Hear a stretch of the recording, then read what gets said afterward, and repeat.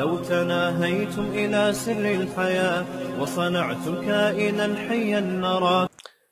نبی صلی اللہ علیہ وسلم نے فرمایا یقول العبد مالی مالی، انسان کہتا ہے میرا مال میرا مال. کاش یہ حدیث ہماری دماغوں میں اتر جائے. آج دنیا کی محبت نے انسان کی کھوپڑی خراب کر دی ہے. لوگ جو ٹینشن اور ڈپریشن میں ہے نا، یہ اس کا یہ جو سائیکیٹرسٹ اور سائیکولوجسٹ ہے نا، ان کے پاس علاج نہیں ہے اس کا. سمجھتے ہو؟ کیونکہ خود ان کے اپنے دل میں دنیا کی محبت ہوتی ہے. تمہارا علاج کہاں سے کریں گے؟ یہ دیکھو، ایک ڈپریشن اور ایک ٹینشن ہوتی ہے، دماغ کے کچھ کیمیکل آگے پیچھے ہو جاتے ہیں. اس کا علاج تو دواؤں میں ہے. اس کا علاج کس میں ہے؟ میڈیسن میں. تبھی میں لوگوں سے کہتا ہوں کوئی بچے میں کوئی اوٹ پٹانگ کوئی ہو رہا ہے تو ڈاکٹر کو فوراً دکھاؤ. جن چڑیل بھوت کے چکر میں اس کا بیڑا غرق مت کرو. بہت سے ایسے کیس آئے ہیں، کچھ تھوڑا سا آڑا ترچھا ہوا اوٹ پٹانگ حرکتیں کر رہا ہے، ڈاکٹر کے پاس لے گئے، اس نے 1-1.5 ہفتہ کی دوا کھلائی، فٹ فاٹ ہو کے بندہ ٹھیک ہو گیا. اگر وہ میڈیسن نہ دیتے لمبا چلتا. اور پھر عاملوں کی چاندنی ہوتی ہے، اس سے روحانی عاملوں کی چاندنی ہو جاتی ہے. وہ خوش ہو جاتے ہیں. میں نے کہا نا تھا جن آیا ہوا اس کے اوپر، میں نے کہا نہیں تھا چڑیل آئی ہوئی ہے. پھر وہ تعویذ گنڈے فلیتے پلیتے ایک عذاب میں ڈال دیتے ہیں زندگی بھر کے لیے.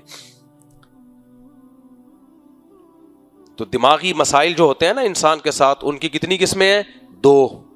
ایک تو یہ ہوتا ہے دماغ میں ڈاکٹر کہتے ہیں کچھ کیمیکل ہوتے ہیں، وہ ہو جاتے ہیں. موروثی بھی ہوتے ہیں، انہیریٹڈ، یعنی باپ دادا سے چلے آ رہے ہوتے ہیں. ابا کے ساتھ مسئلہ تھا، وہی مسئلہ کس میں ٹرانسفر ہو گیا؟ بولو، بچے میں. پھر وہی بچوں کے بچے میں. تو اس کا علاج تو ڈاکٹر کے پاس ہے. وہ مادی مسئلہ ہے، وہ روحانی مسئلہ نہیں ہے. اس کی مثال ایسے ہے، کوئی کتنا نیک ہو، نہ اس کے دل میں دنیا کی محبت ہے، بالکل فٹ فاٹ، کہیں دماغی چوٹ لگی اور دماغ کی تار ہل گئی تو وہ بھی بیچارہ پاگل ہوگا کہ نہیں ہوگا؟ تو اس کا تعلق کوئی یہ نہیں ہے کہ اللہ کا عذاب آیا اس کے اوپر. وہ تو بھائی دماغ میں چوٹ، تو ٹانگ پہ چوٹ لگے گی، ٹانگ ٹوٹنے کا خطرہ ہے. ناک پہ چوٹ لگے گی، ناک پھوٹنے کا خطرہ ہے. دماغ پہ چوٹ لگے گی، دماغ خراب ہونے کا خطرہ ہے. تو ایسے ہی دماغ میں کچھ کیمیکل آگے پیچھے ہو جاتے ہیں، اس کا ڈاکٹر علاج کرتے ہیں، فٹ فاٹ ہو کے بندہ گھومنا پھرنا شروع کر دیتا ہے. گاؤں دیہاتوں میں لوگ ڈاکٹروں کے پاس جاتے نہیں ہیں، زندگیاں برباد کر دیتے ہیں. مسئلہ چل رہا ہے بیٹی کے ساتھ، بیٹے کے ساتھ، تو بھائی تم کسی سائیکیٹرسٹ کو دکھا دو، وہ میڈیسن دے کے فٹ فاٹ کر دے. ہمارے جاننے والوں میں ایک بندہ تھوڑا سا کھسک گیا، اس کے دل میں خوف بیٹھ گیا کہ موت کا خوف، ہر وقت ڈر رہا ہے مردوں کو دیکھ کے. اچھا بڑا لڑکا فٹ فاٹ، ڈاکٹر کو دکھایا، اس نے 8-10 دن میڈیسن دی ہے، فٹ فاٹ ہو گیا. تو وہ کیمیکل کیا ہو گئے؟ بڑھاپے میں بھی ہو جاتا ہے بعض دفعہ. ہمارے ایک جاننے والے، ان کے والد صاحب بوڑھے، ہر وقت غصے میں، ہر وقت ٹینشن میں. میں گیا ان کے پاس، ہاتھ ہی نہیں ملا رہے مجھ سے. میں نے کہا اللہ خیر کرے، کیا ہو گیا بھائی؟ اماموں کی تنخواہوں والا بیان برا تو نہیں لگ گیا ان کو کہیں؟ تو پھر مجھے کسی نے اشارہ کیا کہ بھائی بوڑھے بہت ہو گئے ہیں، ان کی اللہ معاف فرمائے، کسی کا مذاق اڑانا مقصد نہیں ہے، لیکن اس نے یہ الفاظ کہتے بہت زیادہ بوڑھے ہو گئے ہیں حضرت. بوڑھے بھی بہت بھائی 90 سے اوپر ہی ہوں گے. کہہ رہے 2 تاریں ٹکرا رہی ہیں آپس میں، الیکٹرک شارٹ ہو رہا ہے. مجھے اس کے اسٹائل پہ ہنسی آئی. کہہ رہے 2 تاریں آپس میں دماغ کی کیا ہو گئی ہیں؟ ٹکرا رہی ہیں. اس لیے آج کل یہ بہت ٹینشن میں. تو میں بھی بڑا ریزرو ہو کے بیٹھ گیا. خیر، تو یہ تو کسی کے ساتھ بھی ہو سکتا ہے بھائی. ایک مسئلہ دماغ کے ساتھ پتہ ہے کیا ہوتا ہے؟ وہ ہماری اپنی ٹینشن ہے بنائی ہوئی. اس کا کسی کے باپ کے پاس بھی علاج نہیں ہے، اس کا نفسیاتی ڈاکٹروں کے پاس علاج نہیں ہے، بلکہ ان کو خود اپنے علاج کی ضرورت ہے. وہ ہے دنیا کی محبت. دنیا کو مسافر خانہ نہ سمجھنا، یہ سمجھنا کہ میں یہاں رہنے کے لیے آیا ہوں، یہی سب کچھ ہے. یہاں کی عزت حقیقی عزت، یہاں کی دولت حقیقی دولت. جس کی کھوپڑی میں یہ کانسیپٹ بیٹھ گیا، وہ خوش ہونے کے علاوہ دنیا میں ہر کام کر سکتا ہے، خوش نہیں رہ سکتا. اور ہر وقت پیسہ بچانے کی فکر ہوگی اس کو. بچا لو یار، یہ نہ ہو، بچاؤ بچاؤ، بس جائیدادیں خریدو، پیسہ بچاؤ، ضائع نہ ہو جائے، کم نہ ہو جائے. کنجوس ہوگا وہ. قرآن یہ آخرت کے منکرین کے بارے میں کیا کہتا ہے؟ کنجوس، خرچ نہیں کرتے. کیونکہ جب وہ دنیا ہی کو سب کچھ سمجھتا ہے، وہ صدقہ خیرات کہاں سے کرے گا بھائی؟ کرے گا بھی تو اتنا کہ تھوڑا سا، اور وہ بھی اس نیت سے تاکہ بلائیں ٹلیں. یعنی میری فیکٹری بالکل محفوظ ہو جائے. میں اکثر واقعہ بتاتا ہوں نا, ایک دیندار, گیٹ اپ ان کا دینداروں والا, سفید کرتا آدھی آدھی پنڈلی تک پہنا ہوا, بڑی سفید ٹوپی, فٹ فاٹ, جوان آدمی, فیکٹریوں کا مالک, میرے پاس آیا, مفتی صاحب پتہ نہیں ٹینشن کیوں رہتی ہے مجھے. میں نے کہا تمہاری ایک بیوی, 2-3 بچے, تمہیں تو ٹینشن ہونی نہیں چاہیے. ہونی تو چاہیے لیکن تھوڑی ہونی چاہیے, یعنی ہونی نہیں چاہیے. تو ویسے تو ہونی چاہیے, یعنی ایک بھی تھوڑی سی ٹینشن تو ہے نا, لیکن یہ کوئی اتنی بڑی ٹینشن تھوڑی ہے کہ جس کو تم بہت زیادہ فیل کرو. تو میں نے کہا کیا مزہ ہے, کوئی عشق معاشقہ تو نہیں ہوا ہوا کہیں؟ نہیں بھی کوئی معاشقہ واشقہ نہیں ہے. میں نے کہا پتہ ہے تمہارے ساتھ مسئلہ کیا ہے, تم نے جو فیکٹری بنائی ہوئی ہے نا, وہ فیکٹری دیکھنے میں تمہاری باڈی سے باہر ہے. تمہاری باڈی الگ ہے, فیکٹری باہر, دل الگ ہے, فیکٹری الگ. حقیقت میں وہ تمہاری دل کے اندر گھسی ہوئی ہے.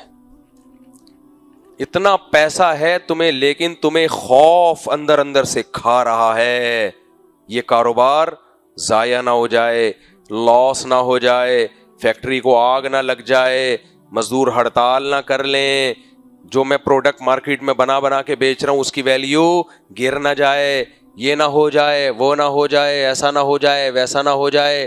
تو میں نے کہا میرے بھائی, دنیا کو مسافر خانہ سمجھو گے تو زندگی سکون میں آئے گی, چاہے ٹماٹر بیچنا شروع کر دو. اور اگر مسافر خانہ نہیں سمجھو گے, ایسی 10 فیکٹریاں اور بھی آ گئی نا تو سکون نہیں ملے گا تمہیں, یہ ذہن میں رکھنا. پھر وہ کہنے لگے نہیں مفتی صاحب آپ خود سوچو, اگر لاس ہو گیا تو میرا کیا ہوگا؟ کالیا, اگر لاس ہوگا تو میرا کیا ہوگا؟ میں نے کچھ بھی نہیں ہوگا. میں نے کہا فرض کرو اللہ نہ کرے تمہاری فیکٹری میں آگ لگ گئی. کہہ رہے کیا بات ہے بھائی, کیا باتیں کر رہے ہو, اللہ نہ کرے. میں نے کہا اللہ نہ کرے, میں کب کہہ رہا ہوں کہ میں آگ لگا رہا ہوں, جا کے ایک مثال دے رہا ہوں. فرض کرو تمہاری فیکٹری میں آگ لگے, تباہ ہو گیا, سارا کاروبار برباد ہو گیا. یہی ہوگا نا, یہی خطرہ ہے نا زیادہ سے زیادہ, سب برباد ہو گیا, قیمتیں اتنی گر گئی, تمہاری پروڈکٹ تم نے نالے میں جا کے پھینک دی, سب کروڑوں اربوں روپے برباد. پھر کیا ہوگا؟ کہہ رہے بھائی کیا ہوگا, بیوی بچوں کو کھلاؤں گا کہاں سے؟ میں نے کہا نہیں کھلاؤ. یار بھائی مفتی صاحب کہنا آسان ہے. میں نے کہا بھائی صاحب نہیں کھلاؤ گے, بولو گے جو میں کھاؤں گا وہی تم کھاؤ گے. میں نے کہا روٹی 2 ٹائم کا میں انتظام کروا دوں گا فاؤنڈیشن کے تحت, ٹھیک ہے. خیر اس وقت فاؤنڈیشن نہیں تھی, مذاق کر رہا ہوں, ایسا نہ ہو کہ آپ لوگ آ جائیں ہمارے لیے انتظام کروا دو. تو میں نے کہا 2 ٹائم کی روٹی مل جاتی ہے کراچی میں, 2 ٹائم کی روٹی. ہوٹل کے باہر بھی چلے جاؤ نا, یوں کر کے کھڑا ہو بندہ ویسے ہی بلا لیتا, آجا کھا لے یار, کیوں تنگ کر رہے. داتا دربار پہ چلے جانا, 2 شاپر اٹھا کے لے آنا, ایک اپنے لیے اپنی بیگم کے لیے. ایک دفعہ کسی نے آفر کی اخبار میں کہ میرے یہاں جاب کی آفر ہے, 2 ٹائم کا کھانا فری, بس یہی تنخواہ ہوگی. وہ بندہ چلا گیا, بھائی چلو یار 2 ٹائم کا کھانا ہی فری مل جائے, تنخواہ نہیں مل رہی, اتنا بھی ہے تو کیا جاب ہے سر؟ داتا دربار سے نا 2 ٹائم کھانا لے کر آنا ہے, لنگر, ایک اپنے لیے ایک میرے لیے. تو میرے لیے مجھے دے دینا, اپنے والا خود کھا لینا, یہ جاب ہے. تو داتا دربار کی جاب تو ہر وقت اویلیبل ہے یا نہیں ہے؟ کیا خیال ہے؟ ایسا نہ وہاں جا کے کھانا پینا شروع کر دیں. ایک مثال دے رہا ہوں. میں نے کہا میں اس کی گارنٹی دیتا ہوں انشاءاللہ, اللہ کی رحمت سے پوری امید ہے, تمہیں 2 ٹائم کے کھانا بہرحال ملتا رہے گا. کراچی میں کوئی بھوکا نہیں مرتا. رزق کا تو ویسے ہی اللہ نے وعدہ کیا بھائی. تو بیگم کے لیے بچوں کے لیے کھلا دینا. کہہ رہے نہیں بیگم اس پہ تو راضی نہیں ہوگی. میں نے کہا راضی نہیں ہوگی تو جب اتنی بڑی فیکٹری تباہ ہو گئی, کچھ نہیں ہوا, تو بیگم بھی بھاگ جائے تو کیا ہو گیا؟ زیادہ زیادہ بھاگ جائے گی نا. تو ایسی بیگم جو دولت میں آپ کی بیگم ہے, غربت میں آپ کی بیگم نہیں ہے, اس کا بھاگ جانا اس کے رہنے سے زیادہ بہتر ہے. ہمارے ایک دوست تھے, بڑی نامناسب بات کیا کرتے تھے لیکن تھی بڑی مناسب. وہ کہتے تھے بیوی میں اور طوائف میں فرق یہی ہے کہ طوائف کو جب تک کھلاتے رہو ساتھ دے گی, جب کھلانا بند کر دو بھاگ جائے گی. بیوی جب تک کھلاتے رہو تو بھی ساتھ دے گی, جب مالی حالات خراب ہو جائیں تو بھی ساتھ دے گی. وہی تو بیوی ہے. ایسی بیوی کا کیا کر رہے ہیں کہ پیسے ہیں تو بیگم ہے, پیسے نہیں ہے تو ٹاٹا, کھلا, جمشید. غیرت مند آدمی کہتا ہے ابھی نکل لو بھائی، کیا خیال ہے، ابھی نکل لو پتلی گلی سے. غیرت ہو تو پھر یہ باتیں سمجھ میں آئے نا. تو میں نے کہا یار غربت میں اگر ایسی بیوی بھاگ جائے، آپ جان کے تو نہیں کنجوسی کر رہے نا، آپ تو غریب ہو گئے، تو ہو سکتا ہے کبھی مالی حالات اچھے ہوتے ہیں، کبھی غریب ہوتا ہے. بھاگ گئی بیوی بھی بھاگ گئی، بچے بھی بھاگ گئے، زیرو سے دوبارہ شروع ہو جاؤ. جب کما رہے تھے اس وقت نہ بیوی تھی، اس وقت نہ بچے تھے، تو سمجھو کہ میں دوبارہ ریورس وہیں پہ آ کے کھڑا ہو گیا ہوں. محنت کرو. میں نے کہا زیادہ سے زیادہ یہ ہوگا، جبکہ ہوگا بھی نہیں، یہ تو ہم فرض کر رہے ہیں. میں نے کہا 3 سے 4 دن آپ کو ٹینشن ہوگی، اس کے بعد اس ٹینشن کے آپ عادی ہو جاؤ گے. جتنا بڑے سے بڑا غم ہو 3 سے 4 دن وہ صحیح طریقے سے نچوڑتا ہے انسان کو. 3-4 دن کے بعد انسان اگر چاہے صبر کرنا تو یوز ٹو ہو جاتا ہے. حدیث میں آتا ہے من یتصبر یصبرہ اللہ. پیغمبر کی بات جھوٹی کیسے ہو سکتی ہے؟ نبی نے فرمایا جو چاہتا ہے کہ مجھے صبر ملے اللہ اس کو صبر دیتا ہے، جو چاہتا نہیں ہے وہ نہیں ہوتا صبر اس کو. صبر کرنا 3 کتنے بڑے سے، دیکھو عورت کا شوہر مر جاتا ہے 3 دن کتنا رو رہی ہوتی ہے، ہاں یہ ہو گیا، میتیں ہوتی ہیں 3 دن تک ہوتا ہے، چوتھے دن وہ کیفیت تھوڑی ہوتی ہے. بھائی مرحوم نے جانا تھا، اللہ نے اٹھا لیا، بس لکھی ہوئی تھی، کیا کر سکتے تھے، ہم سب نے جانا ہے. یہ باتیں خود ہی تسلی دے رہے ہوتے ہیں دوسروں کو.